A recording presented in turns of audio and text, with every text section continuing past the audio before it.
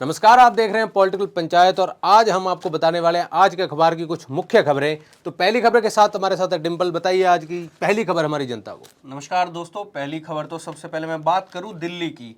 दिल्ली की मुख्यमंत्री रेखा गुप्ता ने मंगलवार को विधानसभा में वित्त वर्ष 2026-27 के लिए 1,03,700 करोड़ रुपए का जो भारी भरकम बजट है वो पेश किया। इस बजट में सबसे ज्यादा अगर मैं वृद्धि की बात करूं, जो पिछला बजट था, मतलब जो केजरीवाल सरकार के टाइम में पेश हुआ था, उससे 3700 करोड़ ज्यादा है। और तीन चीजें इसमें फोकस की गई हैं। एक तो पर्यावरण, आपको पता ही होगा दिल्ली का क्या पॉल्यूशन का क्या हाल रहता है। और दूसरा महिलाएं और शिक्षा। शिक्षा की अगर मैं बात करूं तो 9वीं की जो छात्राएं हैं उनको मुफ्त में साइकिल दी जाएगी। और एक बात और मैं बता दूं, जो ये बजट है ना, मुख्यमंत्री रेखा गुप्ता ने इस बार फ्रीबीज में अरविंद केजरीवाल को भी पीछे कर दिया है। महिलाओं सम्मान की अगर मैं बात करूं तो होली दिवाली पर एक परिवार को एक एक एलपीजी सिलेंडर मुफ्त में मिलेगा। यानी कि ये जो पूरा मॉडल है यूपी मॉडल की तरह इसको पेश किया गया है। और जो बजट का 21% का जो हिस्सा है वो प्रदूषण से निपटने के लिए होगा। वहीं दूसरी खबर सीधी संसद से, जहां जयपुर से बीजेपी सांसद मंजू शर्मा ने एक सवाल किया गया था उनके द्वारा संसद में कि क्या वोटिंग अनिवार्य है, यानी कि सभी लोगों को वोटिंग डालना कंपलसरी है। तो इसके जवाब में केंद्रीय कानून मंत्री अर्जुन राम मेघवाल का जवाब आया कि नहीं।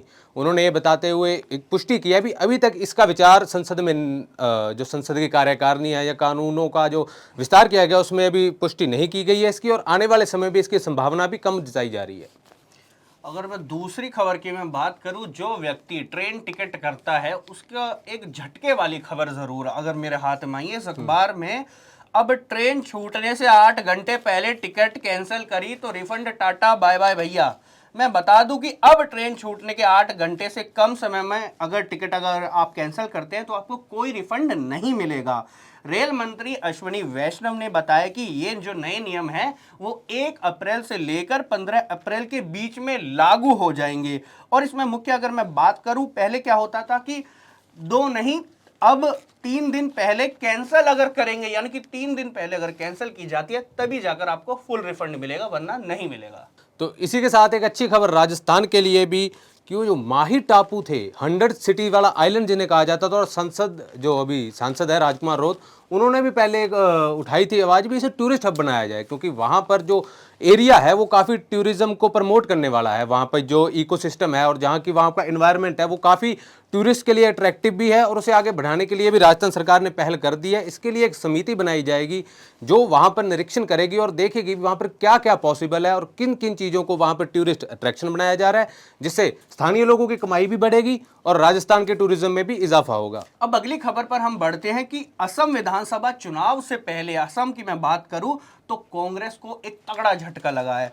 दरअसल जो मुख्यमंत्री हेमंत बिस्वा शर्मा की जो हाई प्रोफाइल सीट है जालुकबारी से कांग्रेस की जो उम्मीदवार है विदिशा नियोग का जो नामांकन पत्र है वो निर्वाचन आयोग ने खारिज कर दिया है। जी हाँ, तकनीकी कारणों के कारण इसका अभी खैर खुलासा नहीं हुआ है, लेकिन ये कांग्रेस को बहुत तकड़ा झटका असम विधानसभा चुनाव में होने वाला है। अगली खबर है बंगाल चुनाव की, जिससे राजस्थान की ज्वेलरी इंडस्ट्री को काफी नुकसान हो रहा है। दरअसल जो बंगाल में इलेक्शन होने वाले हैं 23 और 29 अप्रैल को, उसके लिए एक एसआईआर की अफवाह जो फैली हुई है उसके कारण जो राजस्थान में बंगाली लोग आए हुए हैं, जो श्रमिक हैं या ज्वेलरी इंडस्ट्री में, उनके भीतर एक हफरा तफड़ी मच चुकी है। दरअसल बता दें कि राजस्थान में 2 से लेकर 3 लाख तक बंगाल के रेजिडेंट्स रहते हैं, और जैसे ही एसआईआर का भी आपने देखा होगा, बंगाल चुनाव भी नज़दीक है, तो उनमें एक अफवाह, एक डर है कि अगर वो इस बार वोटिंग नहीं करेंगे तो उनका नाम एसआईआर से कट जाएगा, जिसके कारण ट्रेन, बसेस और प्लेन्स भी यहाँ से भर भर के बंगाल की तरफ बंगाली श्रमिकों की जा रही है राजस्थान के, जिससे ज्वेलरी इंडस्ट्री को काफ़ी नुकसान देखने को मिल रहा है। अब खबरों में आगे बढ़ते हैं। 13 साल से पीड़ा झेल रहे हरीश राणा की कहानी तो आपको मालूम ही होगी। गाजियाबाद के रहने वाले हैं हरीश राणा। 13 साल से वो वेंटिलेटर पे थे, कोमा में थे, 13 साल से पीड़ा झेल रहे थे। लेकिन ये देश का पहला ऐसा मामला रहा जहां पर सुप्रीम कोर्ट ने उनकी जो इच्छा मृत्यु है उसको ग्रांट कर दिया। तो इस सिलसिले में जो उन्होंने आखिरी सांस है दिल्ली के एम्स अस्पताल में ली, जहां पर आज उनका जो अंतिम क्रिया है वो हो चुकी है। और जाते जाते हरीश राणा ने 6 जिंदगियों को बचाने का काम किया है। जी मैं आपको बता दूं, अंगदान से उन्होंने 6 लोगों की जिंदगी रोशन की है। और इसके साथ ही उनके जो पिता है, उन्होंने जब उनका क्रियाक्रम हो रहा था तो भावुक नम आंखों से उन्होंने ये भी कहा था, मेरे बेटे की मृत्यु पर कोई भी रोएगा नहीं। तो ये पहला देश का ऐसा मामला है जहां पर इच्छा मृत्यु ग्रांट की गई है। तो बहुत दुखद केस था ये।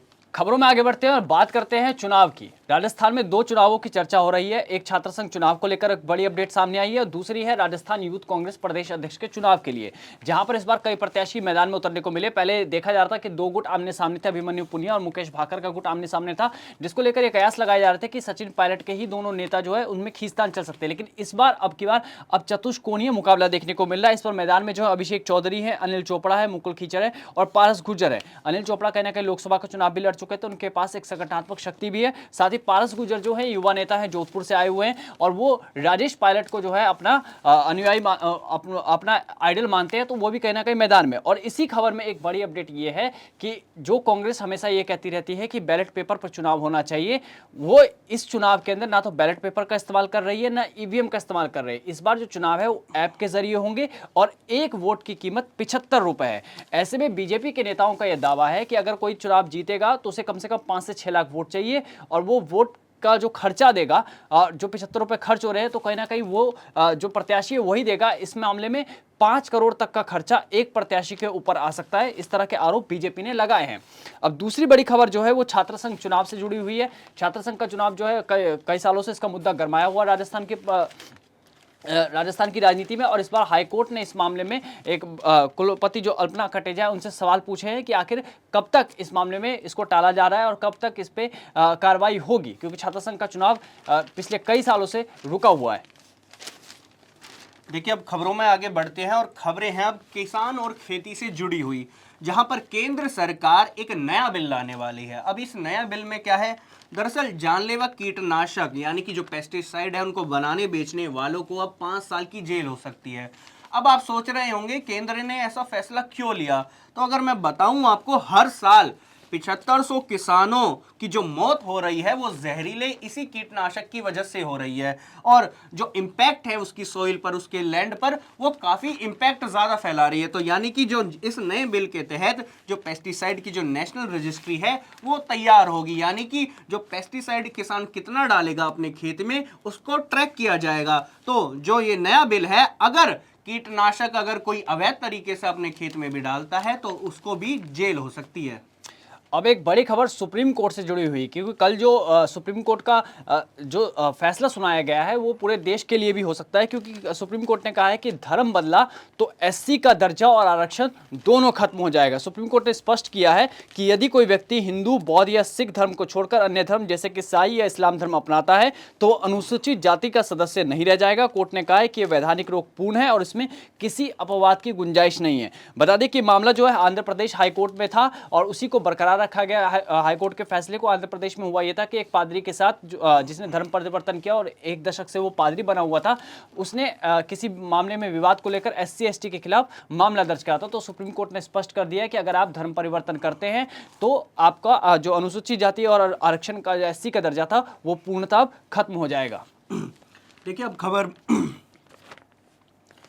अब खबर बेंगलुरु से, जहां पर एम चिन्नास्वामी स्टेडियम में 11 सीटें अब खाली रखी जाएंगी। देखिए आपको 4 जून 2025 का वो मामला तो याद होगा जहां पर आरसीबी की जीत के बाद जो एम चिन्नास्वामी स्टेडियम के बाहर जो जश्न मनाया गया, उस जश्न में 11 लोगों की भगदड़ के कारण मौत हो गई। तो अब ये फैसला 2025 की भगदड़ को लेकर जताया जा रहा है कि जो ये टिकट होंगी, जो ये सीट्स होंगी, 11 सीट होंगी, उनको अब श्रद्धांजलि के तौर पर खाली रखा जाएगा। और आईपीएल से जुड़ी एक बड़ी खबर यह भी है कि आईपीएल में डील का इस बार रिकॉर्ड टूट चुका है। आरसीबी 16,706 करोड़ में और राजस्थान जो है 15,297 करोड़ रुपए में बिकी है। राजस्थान को जो खरीदने वाले हैं वो काल सोमानी है, जो कि जयपुर से ही जुड़े हुए हैं, जयपुर में पले हैं लेकिन अमेरिका में पढ़े और इंटेल और फेसबुक एआई सॉल्यूशन के लिए वो काम करते हैं, जो उनकी कंपनी है। और उन्होंने 15,290 करोड़ रुपए में इसे खरीदा और इसमें वॉलमार्ट फैमिली के रॉ वॉल्टन और फोर्ड मोटर कंपनी से जुड़ा हैम परिवार भी प्रमुख रूप से जुड़ा हुआ है। देखिए एआई का ज़माना है, एआई का लोग बखूबी इस्तेमाल कर रहे हैं, लेकिन इसका जो दुरुपयोग है वो ठग भी बराबर कर रहे हैं। दरअसल दिल्ली से एक मामला आया है। मामला है कि जो साउथ वेस्ट जो जिला पुलिस है वहां पर एआई से वित्त मंत्री निर्मला सीतारमण का फर्जी एआई वीडियो बनाया जाता है, जहां पर वो जो है निवेश करने के लिए प्रोत्साहन दे रही हैं, यानी कि इन्वेस्ट करने के लिए कह रही हैं। इस मामले में 11 लोगों को अरेस्ट किया गया है और एआई जैसे दिन ब दिन जितना नॉलेजेबल होता जा रहा है उतना खतरनाक होता जा रहा है। और अब बड़ी खबर विदेश से, जहां पे पहली बार ट्रंप ने इस बार प्रधानमंत्री नरेंद्र मोदी को कॉल किया है हॉर्मुज पे जिस तरह की अभी स्थिति बनी हुई है उसको लेकर, और मध्यस्थता की बात कही है कि वहां पर वो पीएम मोदी भी अपनी स्थिति को स्पष्ट करें, अपनी बातों को स्पष्ट करें। वही पीएम मोदी ने जो है कल राज्यसभा में संबोधन किया था और देश के लिए एक बड़ी अपील की थी कि हमें टीम इंडिया की तरह काम करना पड़ेगा, क्योंकि जिस तरह से हॉर्मुज में अभी बने हुए हैं और करीब कई सारे जहाज अभी भारत के भी फंसे हुए हैं, जिसको लेकर अभी हाल ही में क्लैरिफिकेशन मिला था मंत्रालय की तरफ से। और इस बीच में ये भी एक खबर है कि ईरान इजराइल ने हमले तेज किए। अब सऊदी भी चाहता है कि ट्रंप ना रुके। इसकी वजह यह है कि सऊदी अरब को के ना रुकने ये इसलिए चाहता है कि अमेरिका उस पर हमला करता रहे, क्योंकि पहला तो ईरानी तेवर को खत्म करना चाहता है सऊदी अरब, क्योंकि जो 52 मुस्लिम देश हैं खाड़ी देशों में, ईरान उनमें कहीं ना कहीं सबसे ज़्यादा ताकतवर नजर आता है। दूसरा जो ऊर्जा इंफ्रास्ट्रक्चर है सऊदी अरब का, उसमें सऊदी ने बहुत ज़्यादा पैसा खर्च किया और ईरान की नज़र सिर्फ अब उसी पर है। अगर हमला होता है अमेरिका की तरफ से तो ईरान भी जवाब देने के लिए ऊर्जा इंफ्रास्ट्रक्चर को पूरी तरह से तोड़ सकता है। तीसरा कि हॉर्मुज को जिस तरह से ईरान ने चौक कर रखा है, तो कहीं ना कहीं इस वजह से जो खाड़ी के बाकी देश हैं उनके जो अर्थव्यवस्था है उन पर सीधा का सीधा असर पड़ रहा है। इसके साथ ही पावर बैलेंस के लिए कि खाड़ी के इस युद्ध में अगर ईरान पर अमेरिका हमला तेज करता है तो जो ईरान का जो पावर है वो थोड़ी सी कम होगी और जो बाकी के खाड़ी देश हैं वो अपने आप को आगे कर सकते हैं। लेकिन इसी के साथ ही हैरान करने वाली बात ये भी है कि ईरान ने जब हमले किए, अमेरिका को इस बारे में पता नहीं था कि ईरान जो है इस तरह से हमले करेगा और इस तरह से पावर चौक कर देगा उन लोगों को। अब ट्रंप ने जो है इस सब का पूरा ठीकरा, जो ट्रंप हमेशा बड़े बड़े दावे कर रहे थे, उसका पूरा ठीकरा उन्होंने रक्षा मंत्री हेक्सेथ पर फोड़ दिया है। उन्होंने कहा कि भैया आपने कहा था कि परमाणु संयंत्र ईरान बना रहा है और इसको लेकर हमने हमले कर दिए, जो ट्रंप का पहले दावा था। और अब उन्होंने उसी की तरफ पाला बदलते हुए राष्ट्रपति ने रक्षा मंत्री पर सब कुछ डाल दिया। और रक्षा मंत्री के सामने जब वो बात कर रहे थे तो उस समय पर रक्षा मंत्री भी कहीं ना कहीं असहज महसूस कर रहे थे कि ये अचानक से क्या हो गया। अब खबर राजस्थान के डूंगरपुर जिले से, जहां पर विधायक कांग्रेस से विधायक गणेश घोगरा का तीसरे दिन जो धरना है वो समाप्त हो चुका है। ये जो धरना है ये एक आदिवासी युवक के लिए रखा गया था। दरअसल यहाँ पर एक आदिवासी नाम का युवक है महेंद्र परमार पर जो उस पर वो कहा गया था कि जो महेंद्र परमार है, जो डूंगरपुर की बिछीवाड़ा थाना पुलिस है, उसने उसको पकड़ा, उसके साथ कथित तौर पर मारपीट की और उसके मुंह में कपड़ा ठूसकर उसको खूब टॉर्चर किया गया। तो इसी को लेकर विधायक गणेश घोगरा धरने पर बैठे थे, जहां पर उन्होंने मांग की थी कि एसपी आए और उनसे वार्तालाप करे। अब इस मामले में अपडेट ये है कि वहां पर जो एसपी है उन्होंने मुलाकात की विधायक से और विधायक की जो जितनी भी मांगे है वो मान ली गई है। उसमें जो हेड कांस्टेबल है उसको भी लाइन हाजिर कर दिया गया है और जो एसआई है उसको भी लाइन हाजिर कर दिया गया है। अब बात करें थोड़ी सी खेलों की, तो देखिए आईपीएल शुरू होने वाला है, 3 दिन का समय बचा है। सामने होंगे आरसीबी और कलकत्ता नाइट राइडर्स। जो कलकत्ता है वो 2024 में जीती थी खिताब और 2025 में जो आरसीबी ने खिताब जीता था। और इसके बाद से अब दोनों का अगर हम पैमाना देखें कि आरसीबी और जब केकेआर में भिड़ंत होगी तो सबसे ज़रूरी जो 6 पॉइंट्स है उसमें यह है कि इम्पैक्ट प्लेयर का ये लोग इस्तेमाल कैसे कर सकते हैं मैच जीतने के लिए, क्योंकि इम्पैक्ट प्लेयर का जो रूल आया है आईपीएल के अंदर ही आया था और जिसमें आप एक प्लेयर को बैठा के दूसरे प्लेयर को खिला सकते हैं। दूसरा कि कोर युवा और अनुभवी के बीच में इस बार मैदान में देख सकता है, क्योंकि जो कलकत्ता नाइट राइडर्स है उसमें बदलाव हुए। एक तरफ नरेन है, कप्तान रहाणे का अनुभव है, तो दूसरी तरफ 25 करोड़ में जो कैमरन ग्रीन आए हैं उन पे और रिंकू सिंह पे कहीं ना कहीं कलकत्ता टिका हुआ है। दूसरी तरफ हम बात करें आरसीबी की, तो वहाँ देखिए कि कोहली है, भुवनेश्वर है, कुणाल है, हेजलवुड है और ऐसे अनुभवी तमाम खिलाड़ी है। और कोहली के साथ भी जो फैन फॉलोइंग है उसका भी कहीं ना कहीं उनको फायदा मिलेगा। और रिजर्व खिलाड़ियों की ताकत भी यहाँ पे कलकत्ता को देखनी होगी, साथ ही बेंगलोर को देखनी होगी। और इसके बाद बात करेंगे कि कप्तान और टीम प्रबंधन का कैसा तालमेल रहेगा, क्योंकि कई खिलाड़ी इस बार कहा जा रहा है कि लीग से बाहर जा सकते हैं अपने मैचेस खेलने के लिए, तो इसका भी कहीं ना कहीं असर देखने को मिलेगा। अब खबर दिल्ली से। दरअसल दिल्ली हाई कोर्ट ने डॉक्टर बीआर अंबेडकर यूनिवर्सिटी को एक तगड़ा झटका दिया है। झटका होता है कि निलंबन के लिए। दरअसल एक छात्र है, छात्र का नाम फिलहाल मैं नहीं लेना चाहूंगा क्योंकि मेरे को नहीं पता उसका नाम। कर दो आधे घंटे की भीड़ हो जाएगी। करना एक लास्ट बढ़ दे, छोटी सी बढ़ दे ना। हाँ, छोटी कर रहा हूँ, छोटी। दो खबरें एक साथ ले ले। दिल्ली की दो बड़ी खबरें आ रही है, एक पंजाबी बाग से ही है और एक ये वाला, बस हो गया। चलिए अब खबरों में आगे बढ़ते हैं और दिल्ली की दो बड़ी खबरों के बारे में बात करते हैं, जहां पर दिल्ली पुलिस के जो एसआई होते हैं वो अपनी व्हाइट कलर की ब्रीजा गाड़ी से जा रहे होते हैं और सड़क निर्माण के लिए एक महिला कर्मचारी होती है जो सफाई कर रही होती है और वो उसको कुचल देते हैं।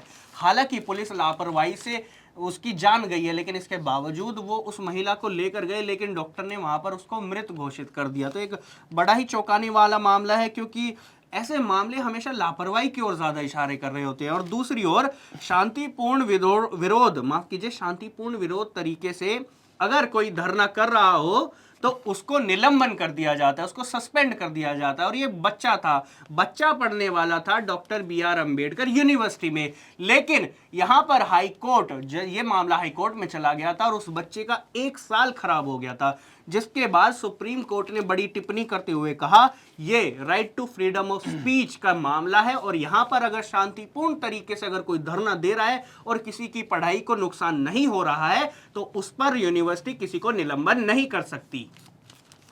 और एक बड़ी अच्छी खबर आई है छत्तीसगढ़ से, जहां पर जो नक्सलियों के अंतिम लीडर थे पापा राव, उन्होंने भी सरेंडर कर दिया है।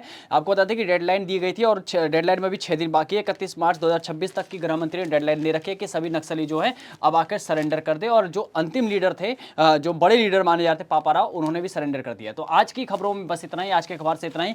कल फिर मिलेंगे नई खबरों के साथ।